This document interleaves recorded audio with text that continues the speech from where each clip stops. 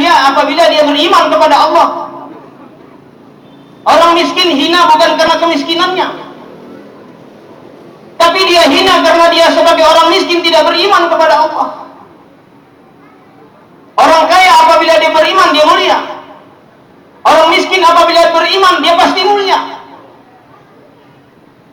Saya pernah berdebat sama seorang ustaz. Dia baca hadis, kadal fakru ayakunal kufra. Nyarislah orang fakir di jurang, di tepi kekufuran. Kadal fakru ayakunal kufra. Ini hadis sahih, muttafaqun alaih. Nyarislah orang fakir itu di tepi jurang kekufuran. Dia bilang, ini fakir apa Ustaz? Lah Ustaz bilang fakir apa? Ini fakir harta. Wah, kalau fakir harta itu membuat orang nyaris kepada kekufuran, berarti Rasulullah itu udah kafir duluan. Bilal bin Rabah yang tidak punya dirinya udah kafir duluan. Abu Hurairah radhiyallahu anhu nggak punya rumah, nggak punya tempat tinggal, nggak punya istri, nggak punya anak, udah kafir duluan. Maksud fakir di situ adalah fakir iman. Sebab kalau orang udah kaya tapi tetap fakir iman, pada hakikatnya dia tetap fakir juga.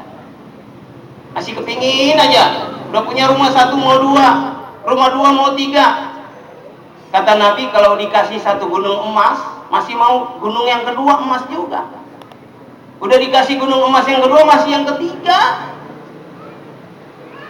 Nabi pernah dites sama Allah Subhanahu wa ta'ala. Nabi ini diuji, disampaikan pesan kepada Jibril alaihi salam, ya Muhammad, Allah telah memberikan kepada engkau kesempatan. Apa itu? Dikasih gunung emas. Terus gunung emas itu dikasih semacam remote-nya. Kamu kemana-mana jalan, gunung emas itu ikut sama kamu. Enak nggak begitu? Sekarang kita jangankan gunung emas, emas sedikit aja kita belum punya. Nabi ditawarkan gunung emas yang bisa ngikut sama dia. Itu tawaran kedua. Itu tawaran pertama. Tawaran kedua, Jibril datang lagi. Muhammad, ada apa? Kalau jawaban kita, bahasa kita, itu kamu ditawari sama Allah, mau pilih jadi nabi sekaligus raja atau jadi nabi sekaligus hamba, pilih yang mana? Kalau bapak-bapak ini disuruh milih gimana? Ustadz sekaligus gubernur atau ustadz sekaligus tukang sapu, pilih mana? Gubernur udah teriak duluan,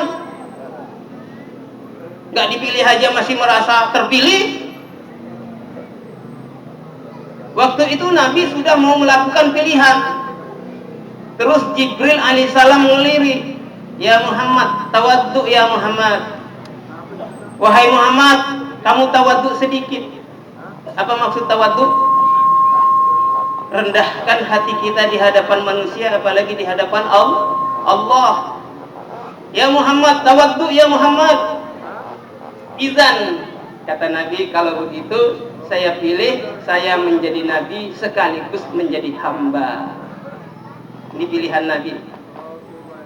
Andai kata waktu itu Nabi memilih yang pertama, nabi sekaligus raja, kira-kira salah nggak? Nggak salah, Allah yang menawarkan. Ini pilihan alternatif, ada 2, mana yang kita pilih? Apa yang terjadi? Maka Nabi karena sudah memilih nabi sekaligus hamba, maka lihat praktek kehidupan Nabi seperti hamba. Berjalan seperti hamba, menundukkan pandangan, berjalan di sebelah kanan.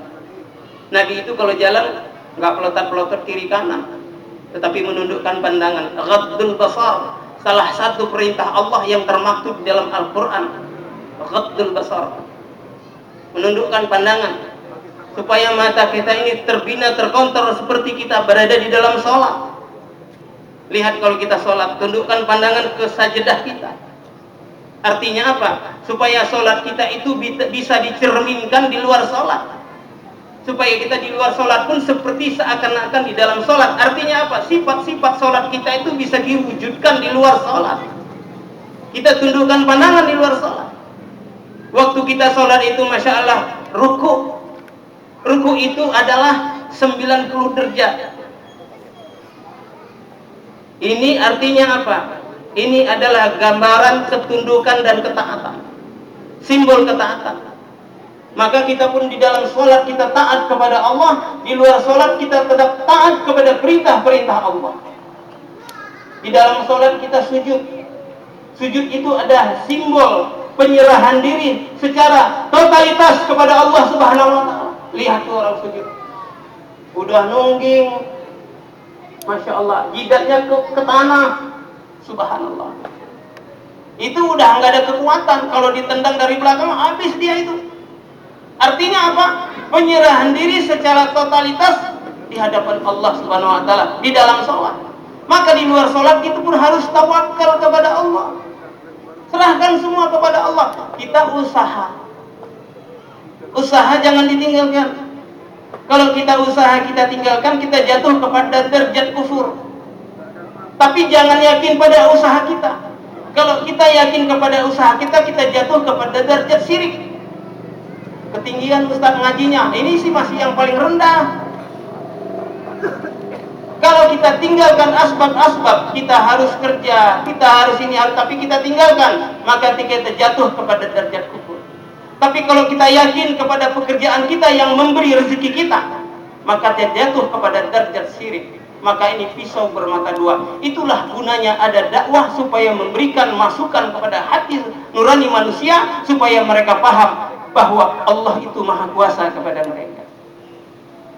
Hadirin yang mulia, kalau kita dengarkan syair lagu itu tadi, subhanallah, adakah di antara kita yang bergetar hati kita apabila disebut nama Allah? Innamal mu'minuna alladzina idza dzukirallahu wajilat qulubuhum wa idza tuliyat 'alaihim ayatuhu zadatuhum imana wa 'ala rabbihim yatawakkalun. Hanya saja ciri-ciri orang beriman itu apabila disebut nama Allah maka bergetar hatinya. Dan apabila dibacakan ayat-ayat Allah bertambahlah imannya. Dan dia selalu berserah diri, pasrah kepada Allah Subhanahu wa ta'ala. Semua datang dari Allah, semua akan kembali kepada Allah. Allah yang menciptakan, Allah yang membinasakan. Dulu matahari terbitnya dari timur, nanti di akhiri terbitnya dari barat. Siapa yang mengerjakan? Allah Subhanahu wa ta'ala.